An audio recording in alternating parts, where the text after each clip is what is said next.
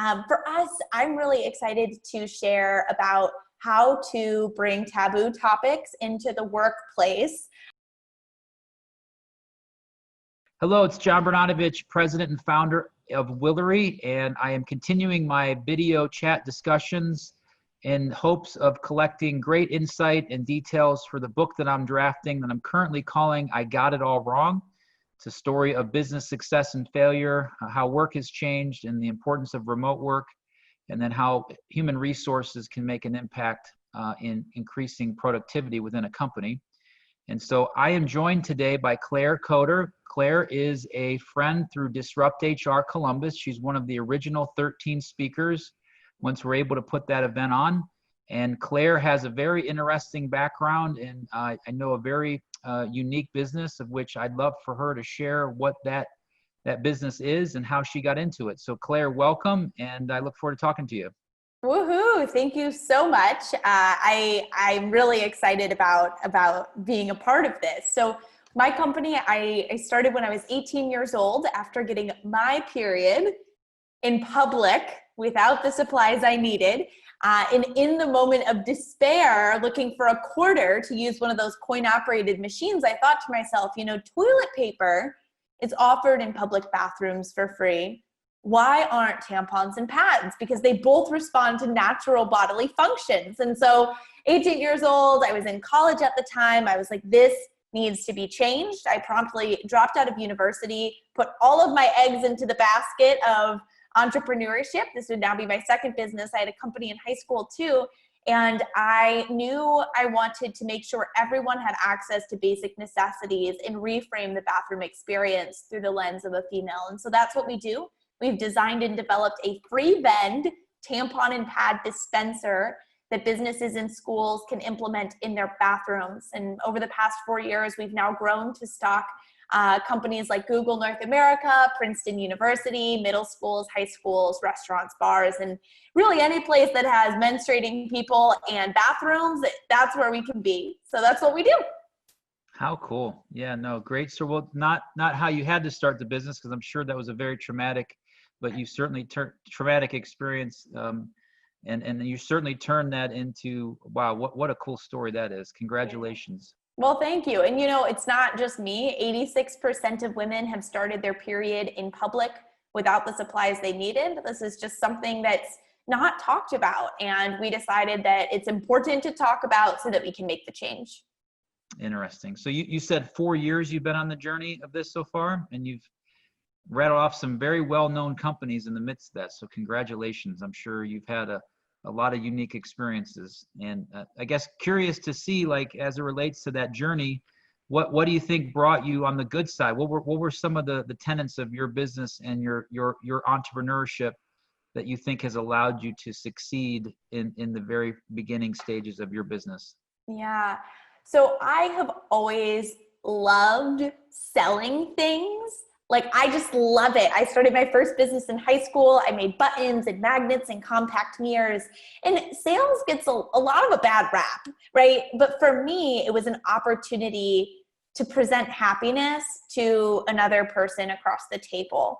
Every time I sold a button, somebody smiled. And with Aunt Flo, people experience our product in the bathroom and they smile, they're relieved, they're thankful.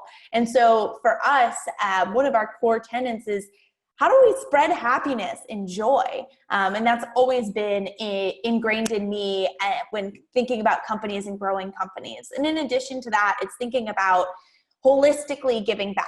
So we are a for-profit company, but for every 10 tampons and pads that we sell, we donate one to a menstruator in need. And we call this changing the world one cycle at a time.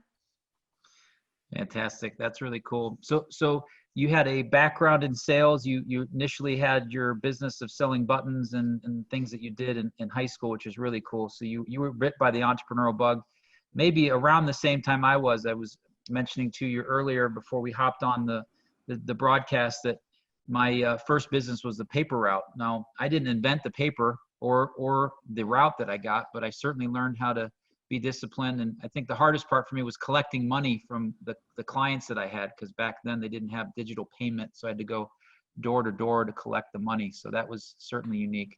But Mm-hmm. I really appreciate that. And then your sales background. So that to me is another consistent aspect of what I had going into my entrepreneurial spirit and starting my company. I was trained in sales through a company called ADP, which I think allowed me to, again, be passionate about the concept of selling. I didn't look at it as a bad thing. I looked at it as a good thing, at least from my view. But many people do, like you say, sales is not a 4-letter word, but I think can be classified by some into that. So tell me a little bit more about that, the sales aspect and your passion for it. Assuming you can get behind what it is that you're selling is a big part of it, but do you mind sharing more about that? Yeah. So for clarification, I had no formal training. I That's just okay. started from a young No, age. no, that's all right. But I always think we're selling. We're either selling ourselves when we create our resume and trying to get a new job. We're selling when we're going to the grocery store and trying to convince our kids to not need the extra thing, right? Like it's in different form of sales. It's negotiation. It's thoughtful conversation. And so for me, my mom is a therapist. She's an art therapist. And so from a young age, she encouraged me to voice my opinion and have thoughtful conversation. And I think sales is just the ability to have competitive dialogue and enjoy it. Whereas so many folks just don't want to have the hard conversations. And sometimes sales is a hard conversation, right? You're negotiating, you're talking about numbers. Nobody likes talking about money, especially not women. And so that's the way that I think about sales and the opportunity that we have as a country to reconsider how we think about sales, and also how as founders we can use sales and the sales theories to our advantage. Sure. Yeah, no, that makes perfect sense. And I'm a big believer of that myself. So on the flip side of that, what lessons have you learned over the years in having your 2 companies, and maybe some other experiences talking to other entrepreneurs or business owners about what causes companies to fail and business failure? Oh gosh, so many. Something that I've been thinking about recently, given our world changes, is the concept around an MVP. So when folks are thinking about starting a business, I often hear that they just need to get everything right. Before they launch, they want the website to be perfect. They want things to be spelled correctly. They want their product to work 100% of the time. But that just can't be, or else you're never going to launch. The power of an MVP, or a minimum viable product, is so important. But in addition to that, the constant focus on iteration, listening, updating, changing, that's so critical. Like, we're 4 years into the company and we still don't have a final product line, and we never should. When I think about our company, right, we sell tampons and pads to businesses in schools so they can offer products for free in their bathrooms. All businesses are remote. So our customers, Twitter, Viacom, Google, et cetera, they're all remote. Universities, who knows when they're going to reopen? That's Princeton, Penn State, Ohio University. There's like 90% of our revenue right there. And so as founders and entrepreneurs, where I see businesses failing is when they think they have the perfect product and then they stop. And that's the problem. Sure. Yeah. And you do always have to innovate because the market's always changing. And again, no one could have predicted this was going to happen less than 6 months ago. So I know, having followed you on social media, you made a pretty unique innovation or change in your business recently to be able to offer face coverings. And I think it maybe is on Twitter or on LinkedIn or both. You changed your profile picture to reflect that. So is there anything you can share a little bit about that innovation in your business? Yeah. And what you've done to help people get access to those face coverings? Definitely. So as I mentioned, the businesses that stick around continue to innovate. And I also think it's important to remember a really simple rule from T-ball or baseball. It's much better to go out swinging than to go out looking. So we had some money in the bank. We could have, quote unquote, waded through the storm. But instead, what we decided to do as a company is look at the resources that we had.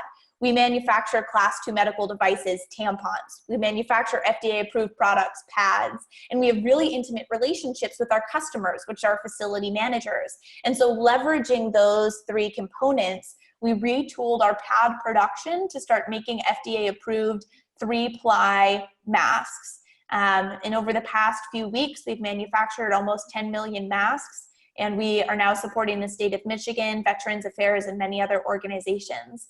And then because we didn't stop at perfect and we continued to innovate, we started collaborating with other local companies to manufacture sanitizers and liquid disinfectant as well. So we've just continued to think about how we can support those in need. And now, as a company focused on basic necessities, tampons and pads, we think about that a little bit more liberally in an office. Now a basic necessity is a mask, is a bottle of hand sanitizer on your desk. And so that's how we've continued to iterate our company through this crisis. Sure. How did you as an owner go through the process of making that, I call it, pretty significant shift from selling, you know, menstrual and pads to then shifting to obviously face coverings and now hand sanitizer? What was that journey like in your mind? And how did you go from, okay, we're gonna stop doing this because we have to, or in some respects our demand is not as great, and then shift to that? I'm just curious more than anything else. Yeah, it seems a lot easier to just lock yourself in a closet, shut down, and not communicate with your team. But instead, I hyper communicated and listened to our customers as to what was going on in their minds. And from there, I realized things weren't going to open up anytime in the next 3 weeks, 3 months, maybe even the rest of this year. And so I knew I had to do something.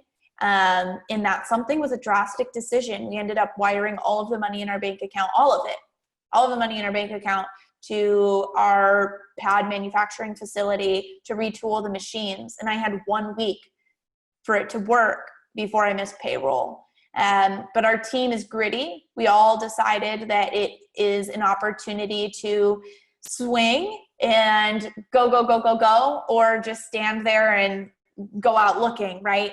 And we made collectively the decision to swing. And so that's how that process and thought process looked. Cool. Yeah. Congratulations on taking that risk. I'm sure that was not easy to do, in a final decision that I give you credit for making. So as it relates to your time in work, so I'm curious as to your kind of adjustment from going from a traditional office setting and maybe other team members to a remote setting. And one of the big reasons why I ask is I'm a huge remote work from home guy, as I balance both my business life and my personal life in a harmonious way. And sometimes that harmony is not perfect. So I'm just curious as to how that adjustment has been for you and your staff, and any lessons learned or experiences as it relates to kind of working from home and working in an office. Yeah. So our team is based in Columbus. We all work together in Clintonville. And so going remote was different for us. That being said, I spend about 50% of my time in New York or in Ohio. So the team was used to seeing me remotely. So thankfully that was already a standard and a precedent. But man, I miss giving people real high fives. Like, these virtual high fives just don't do justice. But other than that, you know, we have some employees that are team members that are loving the work from home. Others are like, man, I can't wait to get away from my roommates. Like, they're so annoying. They keep eating all my food. So it's really a cross section of what people prefer. Yeah, managing the distractions, which is something that obviously the distraction that many might feel that work from home in the summer when your kids are off of school, that's certainly the summertime for those that work from home is different.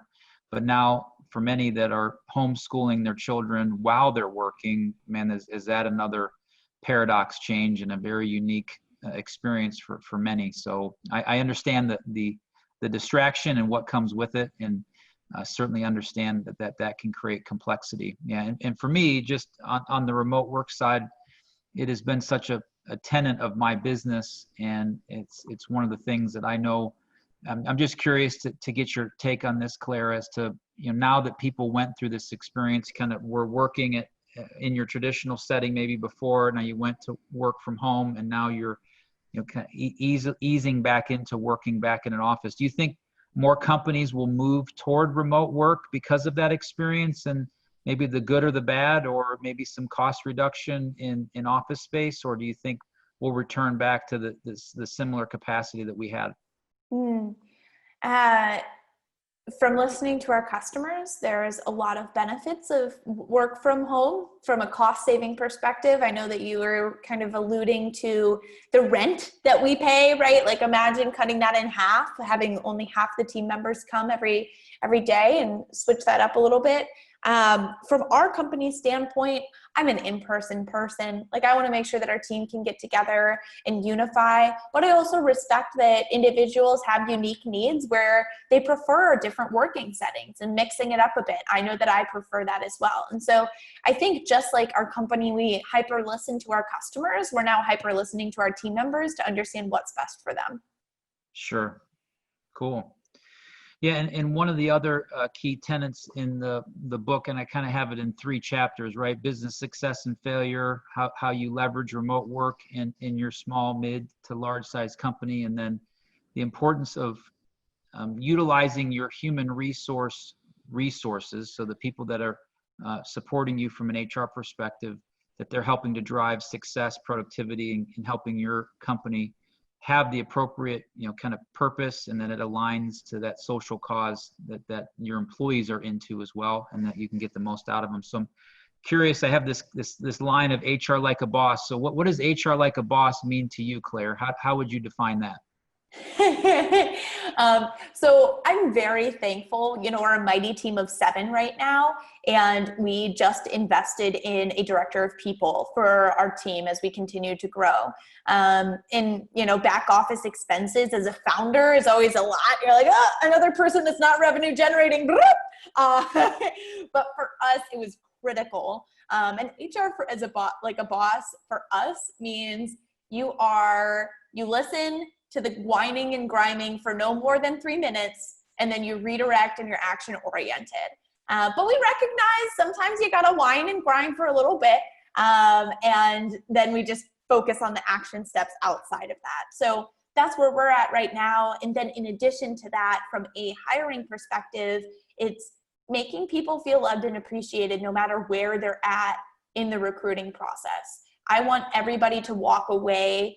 If they have applied to AntFlow, I want everyone to walk away from the experience being an AntFlow advocate. And that's what HR recruiting side like a boss means for us as well. Yeah, that's a really important aspect of it that you shared, because everyone that goes through that experience is a buyer potentially, or could be a customer in some regard. And they want to, when they see one of your dispensers, they want to say, oh, I applied to that company and they did a great job. I didn't get the role, but I really appreciated meeting the team or how that worked out. So yeah, that definitely, it's definitely a unique first impression that a lot of companies don't consider in that particular regard. And congratulations on the director of people. And I do understand the kind of the shock of, oh boy, additional, air quote, overhead. But again, the idea of HR like a boss is for that director of people to own his or her job like it's their own business, and their primary responsibility is to get the people to get the most out of their job, while the employer, you, the company, can get the most out of its people. Because to me, doing HR like a boss is connecting people with your business, right? Mm-hmm. So if you're able to do that in an effective way, and every connection is different. That's why sometimes, in my opinion, large scale employers, global companies, it's sometimes hard for them to connect the people to their business because it's so vast, right? 300,000 employees. It's a lot more difficult task than for you with 7 employees to make sure there's an individual personal connection. And that's why that social cause can be so critically important in doing it. So, right. So Claire, I can't tell you how much I appreciate you taking the time. I'll let you out of here on this. So you're one of the speakers for Disrupt HR in Columbus, As we mentioned, we're in a pause right now due to not being able to aggregate large groups of people, and because we did have a large group of people that were interested in hearing you present, amongst others. So tell me about your experience with Disrupt HR, kind of your passion for speaking, and anything else that comes to mind on that topic. Yeah, well, I'm excited for the day when we can recongregate and give real live high fives, maybe sanitize right afterwards. But for us, I'm really excited to share about how to bring taboo topics into the workplace. Obviously, I talk about menstruation, and my topic is bathrooms, butts, and bottom lines. So that's coming to y'all soon. I love that. Yeah, that's fantastic. Well, what I appreciate the most, Claire, is you are genuine, you're transparent, you bring it, and I really appreciate that fever that you have for not only what you're doing within your business, but within the community and the clients that you serve. And I'm so appreciative that Disrupt HR Columbus was able to bring the two of us together. I feel like I have a new friend, and certainly value your input in my journey of my book. And I'll hopefully at least 2 people will read it, right? We'll give you a chance to read a first copy, and you can give me your constructive feedback. So yes, definitely. You have a #1 reader right here. Fantastic. Well, Claire, thank you for joining me. I hope you have a wonderful day, and continue to stay safe, healthy, and patient. And I will talk to you next time. Amazing. Talk soon. Bye. Claire. Bye-bye.